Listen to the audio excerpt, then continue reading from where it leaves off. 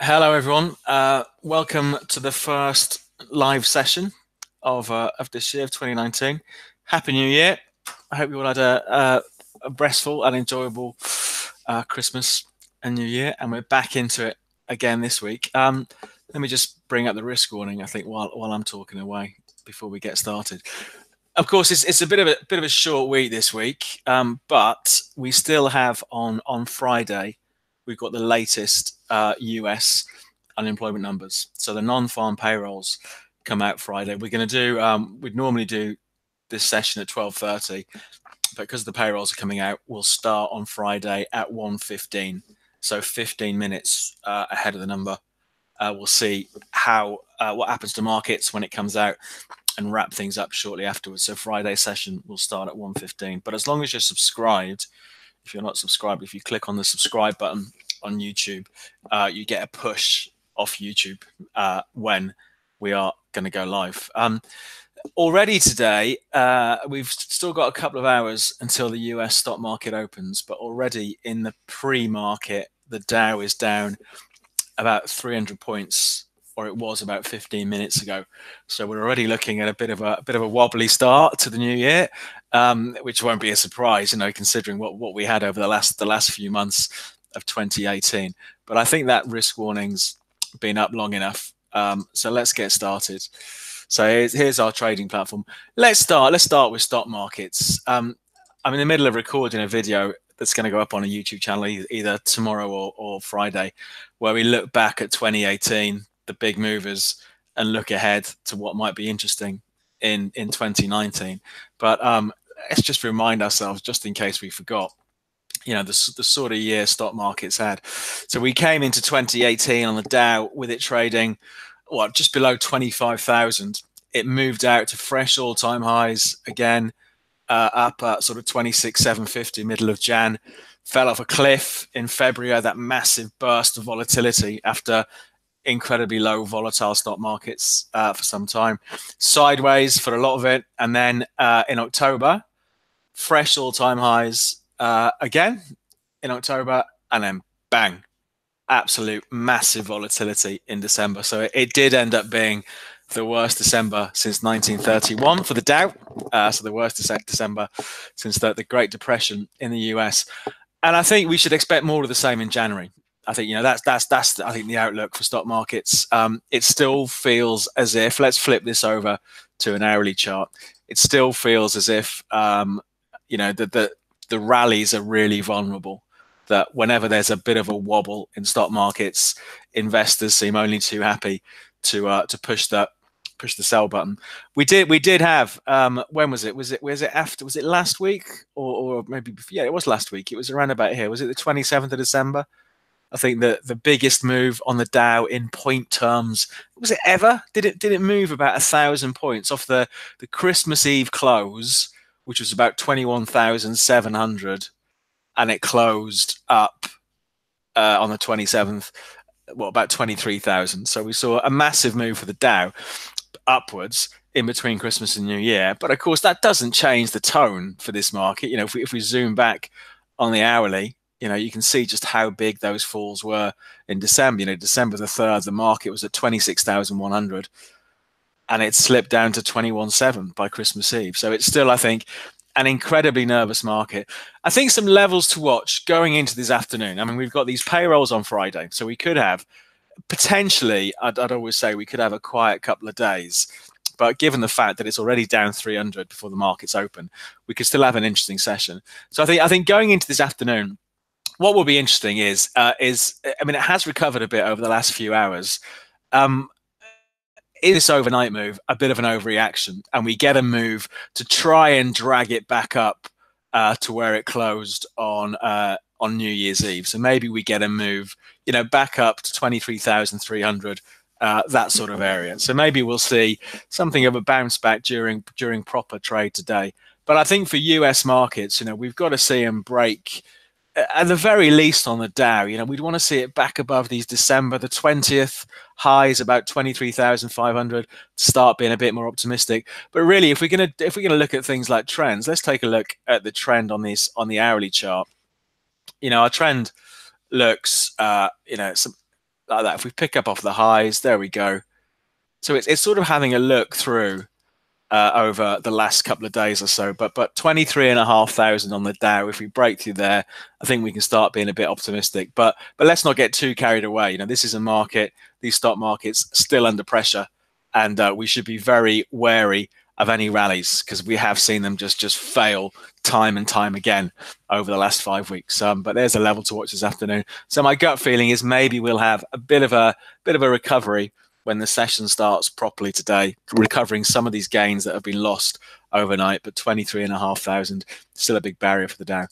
Let's take a look at the Nasdaq, because the Nasdaq, you know, the tech stocks, the ones I talk about every week, the so-called FANG stocks, Facebook, Amazon, Apple, Netflix, Google, dragged markets higher over recent years. You know, strength in the tech sector really did lift markets, and the weakness, the falling out of favor of these tech stocks from sort of just before the summer has dragged markets lower. So here's our Nasdaq again. If we were going to pick up on our trend line on the Nasdaq, it's going to look something like this. If we pick it off the highs in maybe October time, let's have a quick look at that. Hang on a second. Let me just draw that in. So if I pick up, oh, I can't really draw that. Hold on a second. Let's try that again. Let's try point to point. So if we picked up on our trends, you know, from here, we're well below that downtrend. So there's definitely scope for a rally, but that trend is still down. You know, looking at this bigger trend on the Nasdaq from October, you know, we need to regain 6,800, 600 points above where we are now, 10% to start breaking out of this downtrend. Looking at the indicators, you know, I'd always caution using indicators, relying on indicators too much in a market that has had such an excessive move like stock markets have. Not surprising. Things like the RSI, so 10-day RSI down here, they've been oversold and they've come out of oversold, but they stay oversold for a long time when the market's falling. Yeah, so they've blipped out of oversold.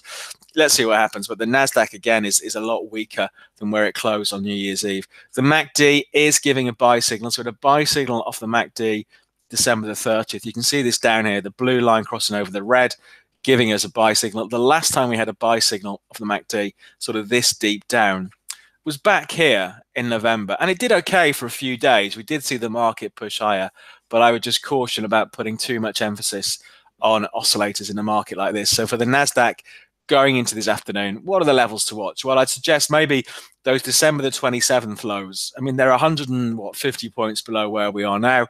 The overnight low, about 61.40. So again, maybe we'll have these markets try to claw their way back up. But I think the level to watch on the upside, the immediate level for short-term traders, the highs just before Christmas and the highs towards the end of the year, 6,400. You know, it's been a real problem for the Nasdaq. So I think even though I think we could see some of the overnight losses clawed back, maybe then markets just mark time until we get those payrolls out on Friday.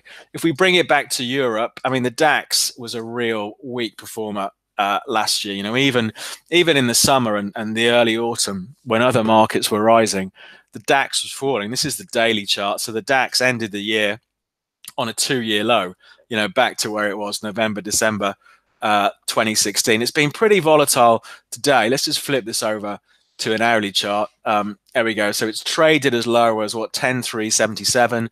We're now at 10,530. So it's had 160, 180, nearly 200 point range today, the DAX. So it's a pretty volatile, but holding above those December the 27th lows, which again are way away from where we are now. So let's see how markets perform this afternoon. And finally, the FTSE. And the FTSE at one point this morning was down more than 100 points. Again, it's recovered some of those losses back. You know, big level to watch for the FTSE, 6,500. The lows again in between Christmas and New Year. But you know, like all stock markets, it's going into this year still under some pressure. You know, so I think we should expect more volatility for stocks in January. Let's see what happens over the next couple of days, and we'll pick it up on Friday when we start looking at the payrolls.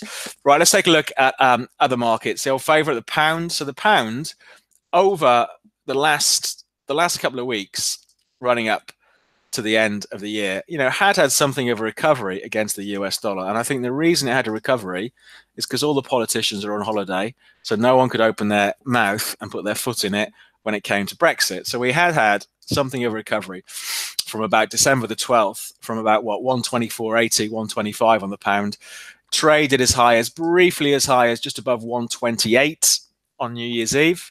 So a couple of days ago, but you can see today, it's an hourly chart we're looking at. We're selling off, pretty hard today. It's lost around about 100 points in the last 5 hours. So during the UK session, I think, as ever, once Parliament gets back into the swing of things and we start again talking about Brexit, we're counting down now to March, to when we're meant to leave. We're going to see a lot more volatility come back, you'd expect, for the pound against the US dollar. I should say, actually, for those of you who are asking questions in the chat, I'm not ignoring them. I'll go through all the markets, then I'll answer the questions at the end. So if you do have any questions, just plop them in the chat on YouTube, and I'll read them out at the end, and I'll try and answer them. But I think it's interesting if we see much more weakness, because the week before Christmas and in between Christmas and New Year, 126 near enough had been a floor for the pound, so we'd seen the buyers come back in. We're currently trading at 126.50. It's still pretty weak. I wouldn't want to be a buyer just yet because it's still falling. But I think it's going to be interesting if it gets down a bit lower than where we are now, back maybe to within sniffing distance at that 126 level. Do we see some buyers come back in? So maybe the sell-off today, let's see what happens. Maybe it ends up being a buying opportunity over the next day or so, because we had seen 126 being pretty good support in the last couple of weeks of last year. So let's see what happens there. But on the daily chart, it was an incredibly volatile year last year for the pound. It slipped to an 18-month low during December. We have recovered off that, but you could say the trend here, the trend from September, is still very much down. So let's see. Short term, looking for a bounce ahead of 126. Medium term, still under some pressure, and expecting that volatility to come back when the politicians all start talking again about Brexit. Of course, one market that has been doing well out of all this uncertainty, we've been tracking this for a few months now, the recovery in gold. Pushed a little bit higher again today. So today got up to about 12.90 an ounce from gold. It hit those lows of 11.60 in August. So we're up more than 10% since those August lows, and it's a trend that's just chugging along. I think it's going to be an interesting market this year, gold. For a couple of reasons. First of all, if you expect the volatility and the uncertainty in stock markets to continue, then gold traditionally is one place that benefits from uncertainty.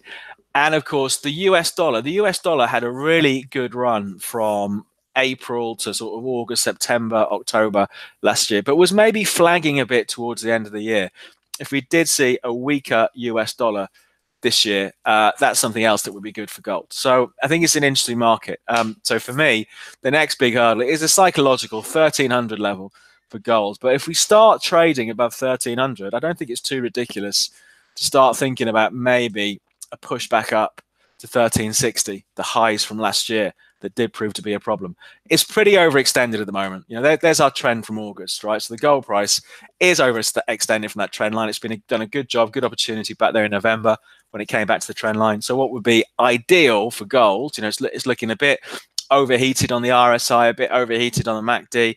If we saw it maybe unwind some of its December strength and have a look back down at the sort of 1225, 1230 area, it starts to look interesting from a buying opportunity point of view into this trend. But gold, for me, is a market to watch in this year.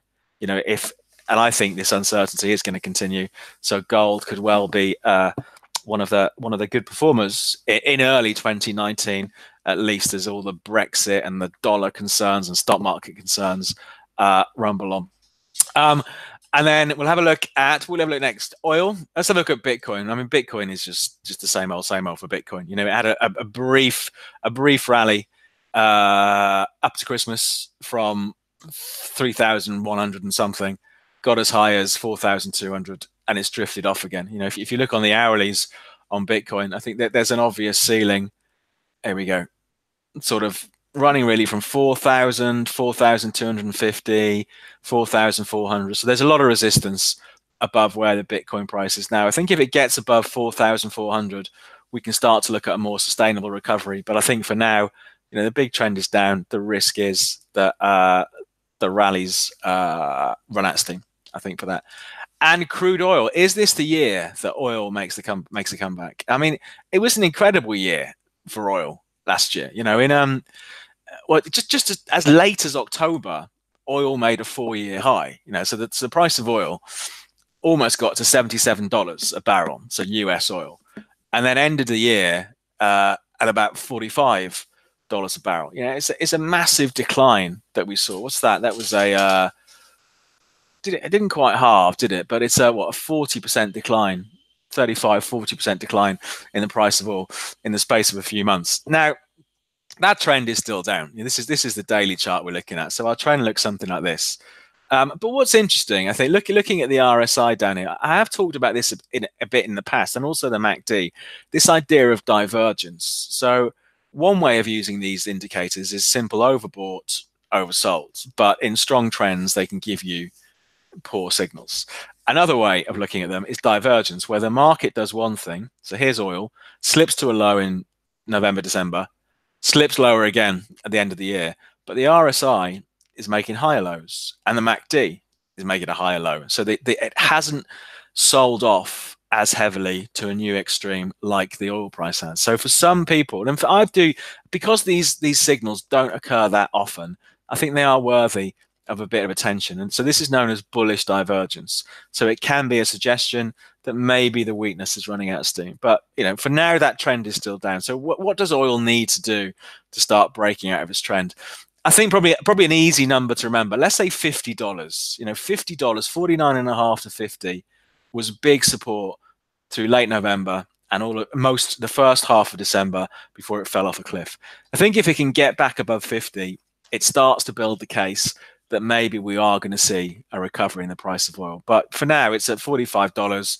It gets slammed quite quickly when it does rally. So let's not get too carried away. But I think if we see oil trading above 50, then we can start talking about a recovery. But for now, if we flip it over to the hourly chart, you can see the last few days, there's been quite a bit of support, a sort of 44.40, traded down there again today, and it's bounced back up a bit. But we really need to be, I think, breaking through these old highs and back into the 50s to start talking about recovery. So it's interesting. It's always an interesting one, oil. Massive volatility, big slides the last few months. Let's see what happens. Let's see, does it start to build a base? It did trade as low as 42.5 end of December or Christmas Eve. Let's see what happens from here. But the trend is still down.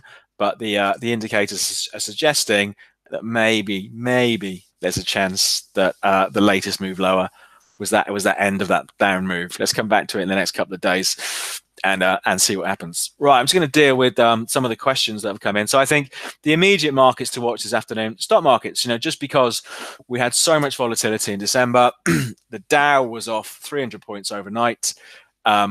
Maybe we'll see something spring back into New Year's Eve range today, and then the markets go a bit quiet. The pound, because 126 has been big support, it's sold off heavily so far today.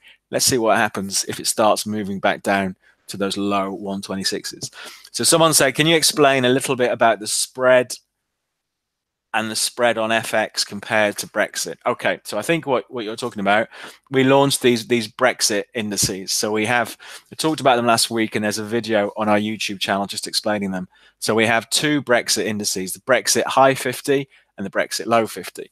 The Brexit High 50 is 50 shares, the biggest 50 shares, who have most of their earnings from the UK. The Brexit Low 50, the biggest 50 UK shares, where most of their earnings come from overseas. So it's a way of looking at the effect of Brexit on a group of blue chip shares.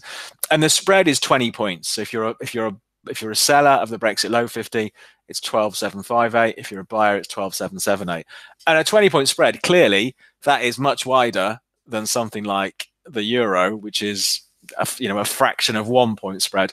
And the reason the spread is wider is because these markets are what's known as less liquid, so they see less volume. So it's a function of the underlying market. Okay, and these are two futures contracts that do trade, I think, in Chicago, because they don't see much volume. The market spread is wide, so that gets reflected in this 20-point spread that we have here. So it's like 20 points there, whereas our Nasdaq spread is just over a point down here, because that's a market that sees lots of volume.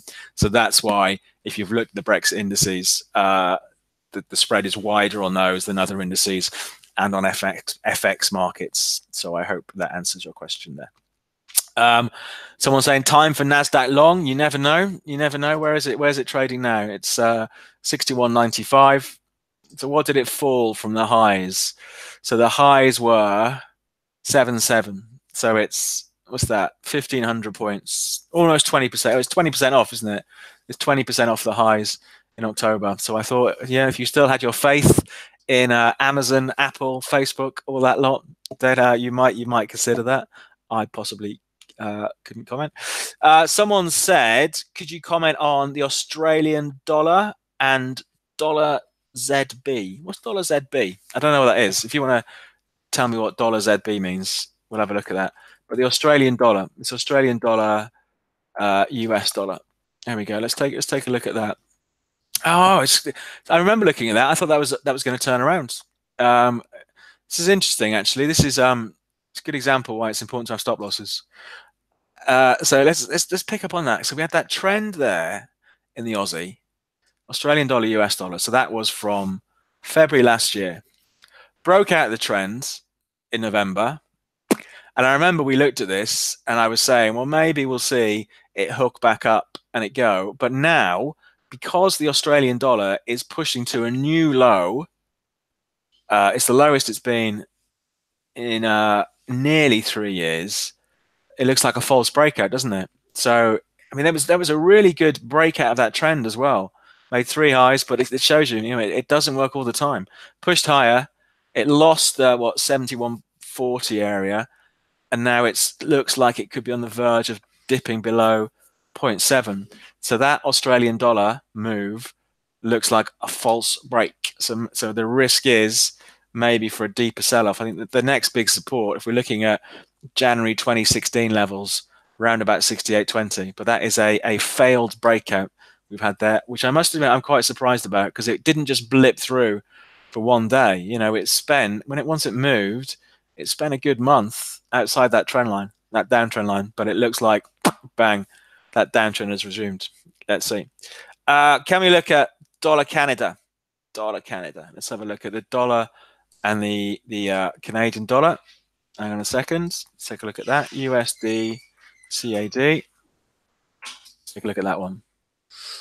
So dollar strength there. Oh, that is. I mean, I think this is not a market I look at very often, but I think it is the Canadian dollar is an interesting one, because you can get often some really good trends over the years. You can see here, from May 2017 through to September, good move down, a little bit sideways, but you can see again the move from October to where we are now. That's a really strong move higher. So if we picked up on the trend there, let's have a look at that. We're looking something like that. So we're seeing US dollar strength, Canadian dollar weakness. There's maybe a bit of a problem coming up here. The old highs from May 2017, around about 138. So about 160 points higher than where we are now. But that trend is still strong. So for my money, if it's sold off from here, I'd still be looking to be a buyer. We've got lots of support running from 131, 132 down to here. So if we had maybe a 200-300 point sell-off, it still looks like a buying opportunity. But let's just bear in mind, we have these old highs up here that have been a problem in the past, 138. So let's see. Looking a bit overheated on the RSI, not surprising after such a good run. So maybe it is due a bit of cooling off. Let's see what happens. Maybe let's come back to it in a week and see where that market is in a week's time. Dollar Turkish lira. Now, of course, plenty of volatility. When was it? Was it July last year? Dollar Turkish lira. Let's take a look. There we go. There was just absolute crazy markets. August last year. So a dollar went from being worth about 5 Turkish lira in beginning of August to being worth just over 7 2 weeks later. So that's a 50% move by the dollar against the Turkish lira. Of course, it was lira weakness, Turkish lira weakness that we were seeing. Massive economic problems we had that they had in Turkey. It's cooled off a bit since then, but arguably, if you were still bullish on the dollar against the Turkish lira, if you're a buyer now, you'd want your stop, I think, somewhere under the December lows. So what 5.1 ish. We've seen that after the dollar giving back some of those gains, we have seen it fairly stable, the dollar through December. So I think it's always a bit of an odd one because they can be quite thinly traded, these markets, do nothing for ages, and then we have, bang, a sudden move like we have here, and you're either in it or you're not. But maybe we'll see the dollar gain some ground there. It's interesting because we had that Fed meeting, didn't we? This is about the dollar, not about the Turkish lira. We had that Fed meeting just before Christmas, which again really spooked markets because the Fed was expecting a slowdown in 2019, but said they were still going to raise rates twice. So there are 2 interest rate rises, I think, still priced in for the US dollar. Maybe they'll change their mind if the economy is really bad or is worse than expected this year. Maybe they'll change their mind on that. Let's see what happens. But the weakness that the dollar slide against the Turkish lira since those September levels seems to have calmed down a little bit. The software I'm using, this is our trading platform. So this is Capital.com. So if you go to our website, Capital.com, not surprisingly, and you open an account, you can open a demo account or open a real account. You get access to all of this real-time data, real-time charts. And what's good, you can just build up, like I have, a list of markets that you want to keep an eye on. And it makes it really easy just to jump between them all, just to see what's going on. So that's that. What would you say at the moment would be a stock to deal with? Just a general question. I think it's difficult. I think it depends what you want. I think, clearly nothing on here is financial advice, but even from an investing point of view, like a lot of people, I will buy shares now and again throughout the year. And I think in recent months, it's been difficult to find stuff that isn't going down. I like buying stuff that's in an uptrend, and there have been over the years, clearly, lots of shares in good uptrends. But with the volatility we've seen in stock markets in recent weeks, it's hard. Some of the sort of safe stuff, inverted commas, the likes of BP, all that sort of stuff. Clearly, as the oil price has gone down, that's gone down as well. I think if you want to trade something day to day, I would stick to the stock market indices like the S&P 500 if you're looking for something just to trade during the day, or pick on volatile stocks like Amazon. It's the tech stocks, isn't it? Amazon, Netflix, Facebook, those sort of things. But I think from an investment point of view, it's tricky at the moment because it's been such a very difficult end to last year. So let's see what happens. What market will be mostly affected on Friday when employment comes out? Good question. Everything is the short answer to that. The US dollar tends to have the biggest moves because it's the US unemployment numbers. So it's like a barometer for the US economy, which impacts the dollar, but also stock markets as well. And you'll see it on Friday because we'll watch market reaction as the number gets released, and you see massive swings. But our currencies and stock market indices are normally the ones to watch for the payrolls. We don't have the 30-year bond, so I can't show you that, unfortunately, on here. So I can't look at the 30-year bond. That's it then. If all the questions are finished, then we're done. So we'll wrap things up there. So like I say, we'll be back on Friday, 1:15, ahead of the payrolls, see what's going on, and then watch how the market reacts when the numbers come out. To open an account and get access to all these markets and charts, so the same stuff I use, if you go to Capital.com, you can open up a demo account for play money or open up a real account with real money and start trading really small. Any question, if you're watching the recorded version of this and you have a question, just leave it in the comments down below and I'll come back and check.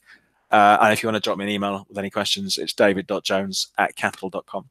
So I think that's everything covered. That's the first one of the year out of the way. I've remembered how everything works. So we'll come back to it all on Friday and see what's happening then and what the next week might look like. Okay, enjoy the rest of your day. And hopefully you can make it back on Friday at 1:15.